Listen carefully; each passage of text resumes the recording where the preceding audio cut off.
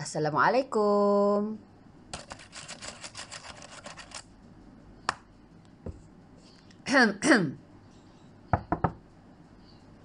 Selamat datang ke kelas Cikgu Sheila.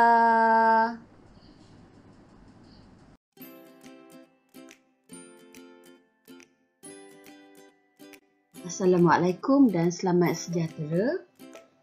Tema kita pada hari ini adalah sumber perniagaan, iaitu bab 3. Kemudian kita akan tengok kepada standard pembelajaran, iaitu mengenal pasti sumber pembiayaan untuk sesebuah perniagaan dan juga menghuraikan jenis pembiayaan dalaman dan pembiayaan luaran. Okey, pada akhir sesi pembelajaran kita, pelajar akan dapat menyatakan 6 sumber pembiayaan untuk sesebuah perniagaan dan juga menghuraikan 2 sumber pembiayaan dalaman dan 4 sumber pembiayaan luaran. Okey, mari kita mula dengan kelas kita pada hari ini.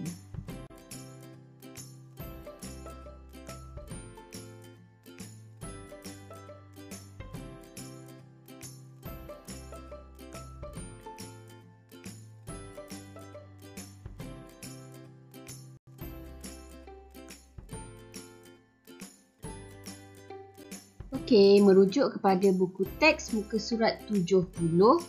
Okey, berikut adalah sumber pembiayaan dalaman dan luaran yang sesuai untuk sesebuah perniagaan.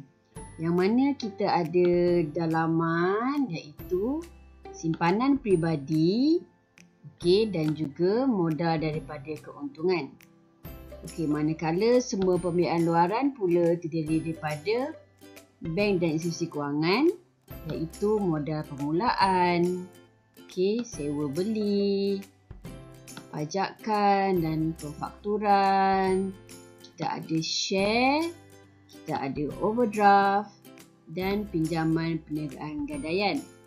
Manakala daripada agensi kerajaan pula, kita ada bantuan modal, jaminan kredit dan juga geran penyelidikan dan pembangunan. Jenis pembiayaan dalaman ada 2, iaitu simpanan peribadi dan modal daripada keuntungan. Okey, simpanan peribadi ni maksudnya duit simpanan sendiri ataupun pinjaman daripada saudara mara yang digunakan oleh usahawan untuk membiayai perniagaan dia. Okey, modal daripada keuntungan pula bermaksud perniagaan biasanya dia ada simpan sebagai daripada untung dia, sebagai pendapatan tertahan nama lain dia ataupun reserve, yang mana dia akan peniaga ataupun usahawan akan gunakan semula sebagai modal pusingan. Jenis pembiayaan luaran pula ada 2, iaitu daripada bank dan institusi kewangan dan lagi satunya daripada agensi kerajaan. Okey, daripada bank ataupun institusi kewangan, kita ada modal permulaan. Modal permulaan ni yang mana pihak bank dia menawarkan pembiayaan lah kepada usahawan. Kita ada jangka pendek, kita ada jangka panjang, dan biasanya pembiayaan bank memerlukan cagaran yang bernilai daripada usahawan sebagai jaminan untuk pinjaman yang usahawan tu perlukan. Okey, sewa beli pula, yang mana saya selalu tekankan kepada pelajar saya bahawa pihak bank ni dia akan beli ataupun sewa aset kepada usahawan. Okey, usahawan nak beli aset tersebut, tetapi sehingga belum habis ansuran, hak milik masih kepada bank. Sebaik sahaja habis ansuran dijelaskan, hak milik akan berpindah. Maksudnya sepanjang tempoh 9 tahun ke 7 tahun tu, kita masih membayar kepada bank, hak milik tu tidak akan diserahkan sehinggalah ansuran dijelaskan sepenuhnya. Okey, pajakan pula, pajakan yang mana usahawan boleh menggunakan mesin atau jentera dengan cara menyewa. Okey, keyword dia selalunya bila pajakan, usahawan dia tak nak beli mesin atau jentera tersebut tapi dia nak sewa sahaja. Bila habis tempoh sewaan, mungkin dalam tempoh 3 tahun dia nak gunakan jentera tersebut, habis sahaja tempoh, dia pun akan berhenti membayar sewa dan barang tu dipulangkan kembali kepada pihak bank ataupun institusi kewangan. Okey, kita tengok pula kepada share. Okey, share ni atau saham tu adalah modal sesebuah perniagaan. Okey, perniagaan apa yang menerbitkan share? Okey, perniagaan seperti syarikat berhad ataupun syarikat sendirian berhad. Yang mana bank saudagar akan beli share perniagaan tu jika share tersebut tidak dapat dilanggan oleh pelabur. Okey, overdraft pula. Okey, pelajar kena ingat keyword dia adalah pemegang akaun semasa. Bermaksud di sini, peniaga boleh keluarkan wang lebih daripada jumlah yang ada dalam akaun semasa untuk membayar hutang dia. Okey, tapi atas persetujuan daripada pihak bank yang tersebut. Pinjaman perniagaan gadaian pula adalah yang mana peniaga akan mencagar barang berharga mengikut hukum syarak untuk mendapatkan pinjaman. Selalu kita panggil dia sebagai ar-rahnu lah. Dan barang-barang yang biasanya diterima sebagai cagaran adalah seperti barang kemas, jongkong ataupun shilling emas. Pemfakturan pula. Syarikat pemfakturan akan beli invoice pada harga diskaun. Invoice ni bermaksud, saya sebagai peniaga, saya ada seorang ni dia memang susah sangat nak bayar hutang saya. Jadi, invoice tu saya akan jual kepada syarikat pemfakturan tapi pada harga diskaun. Dan saya tidak perlu lagi mengutip hutang yang mana hutang itu akan dituntut oleh syarikat pemfakturan. Walaupun saya jual invoice saya pada harga diskaun, sekurang-kurangnya saya dapat juga duit saya sedikit. Dan saya tidak perlu menanggung hutang lapuk. Kita tengok pula kepada sumber pembiayaan luaran daripada agensi kerajaan. Ada 3, iaitu bantuan modal yang mana pihak MARA, pihak Agrobank ataupun Tekun dia bantu usahawan kita untuk memulakan perniagaan ataupun meluaskan perniagaan. Jaminan kredit pula, kerajaan dengan usaha sama Syarikat Jaminan Kredit Malaysia, dia bagi jaminan lah bahawa usahawan ni akan mampu bayar balik pinjaman dia walaupun usahawan tersebut tidak mampu menyediakan cagaran.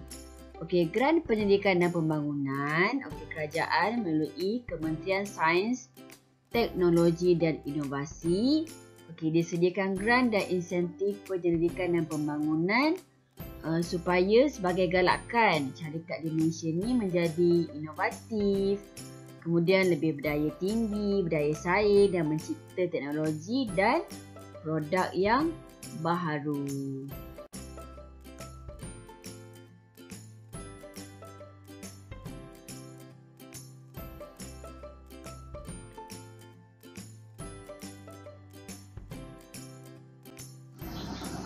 Untuk slide seterusnya, kita akan bincang beberapa contoh latihan. Sebelum pelajar tengok latihan-latihan yang saya sertakan di dalam slide seterusnya, apa yang pelajar kena ingat semula. Kalau dalam pembiayaan luaran, sebab soalan ni ada juga masuk dalam SPM. Untuk pemfakturan, awak kena ingat keyword dia adalah beli invoice. Beli invoice pada harga diskaun. Kemudian kalau sewa beli pula, kita nak beli aset, kita kena bayar sewa sampai habis, barulah aset tersebut akan jadi hak milik. Kemudian pajakan.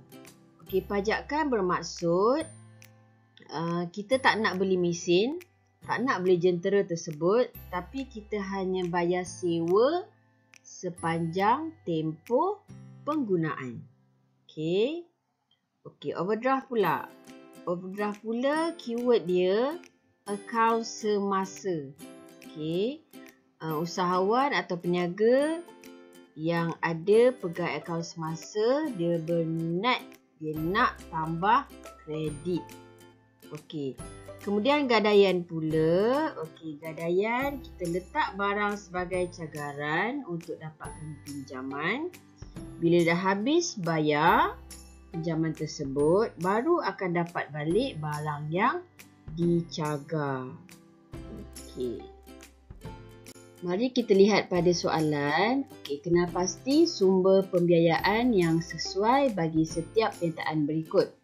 Okey, tengok soalan yang pertama. Encik Wong mendapat kelulusan daripada pihak bank untuk menggunakan wang melebihi baki, okey, di dalam akaun semasa. Okey, awak nampak akaun semasa? Kita terus tahu itu adalah overdraft. Kemudian Puan Anzalna mendapat pinjaman dengan meletakkan emasnya sebagai jaminan. Okey, jadi jawapan dia adalah gadaian ataupun arohnu. Okey, tengok soalan nombor 3. Syarikat Alaf Interaktif Sdn Bhd telah menjual invoice pelanggannya kepada institusi kewangan untuk memperolehi pembiayaan tunai. Okey, ada invoice, kita tahu sumber pembiayaan dia adalah pemfakturan. Okey, soalan nombor 4. Satu sumber pembiayaan luaran yang digunakan oleh Tenaga Nasional Berhad untuk meningkatkan operasi perniagaannya. Okay, jadi kita tahu kalau syarikat Berhad, syarikat Sdn Bhd, mestilah sumber pembiayaan dia adalah share. Okey, dan soalan seterusnya yang terakhir. Agensi kerajaan yang dapat membantu Puan Saliza, usahawan kecantikan mengembangkan perniagaannya. Okey, keyword dia dekat sini apa? Agensi kerajaan. Okey, kemudian dia ada sebut Puan Saliza. Jadi kalau Puan Saliza ni Bumiputra, dia boleh mendapatkan pinjaman daripada Mara boleh dan Tekun pun boleh. Okey, selepas ni slide seterusnya kita akan tengok soalan yang lebih mencabar sedikit. Kita tengok kepada latihan pengukuhan. Okey, berikut adalah berkaitan dengan satu jenis pembiayaan. Okey, Batisha ambil keputusan memulakan perniagaan jahitan pengantin secara kecil-kecilan, memerlukan modal tapi tidak bercadang untuk membuat pinjaman. Okey, apakah jenis sumber pembiayaan yang sesuai dipilih oleh Batisha? Kemukakan alasan 4 markah. Jadi di sini markah pertama awak boleh ambil sumber pembiayaan yang sesuai dipilih oleh Batisha ialah, berikan jawapan awak. Kemudian lagi 3 markah, awak hanya perlu kemukakan alasan kenapa. Jadi awak bolehlah bagi 3 dia punya kebaikan. Okey, kenapa? Okey, berpandukan kisah Batisha tu tadi. Mesti tengok kepada cerita soalan tersebut. Okey, kemudian B. Jelaskan kekuatan sumber pembiayaan. Di 1A 3 markah. Jadi kita dah tahu sumber pembiayaan yang sesuai dipilih oleh Batisha. Okey, jelaskan dia punya kekuatan 3 markah. 3 huraian lah di situ. Okey, kemudian jelaskan kelebihan overdraft dalam membantu peniaga meluaskan perniagaan 3 markah. Okey, yang soalan ni C ni tak ada kena-mengena dengan Batisha, tapi dia bertanyakan tentang kelebihan overdraft tu tadi. Jadi awak boleh mulakan jawapan awak. Kelebihan overdraft dalam membantu peniaga meluaskan perniagaan ialah, okey, 1 apa, 2 apa dan 3 apa. Kita akan bincangkan jawapan dalam kelas yang seterusnya nanti ya.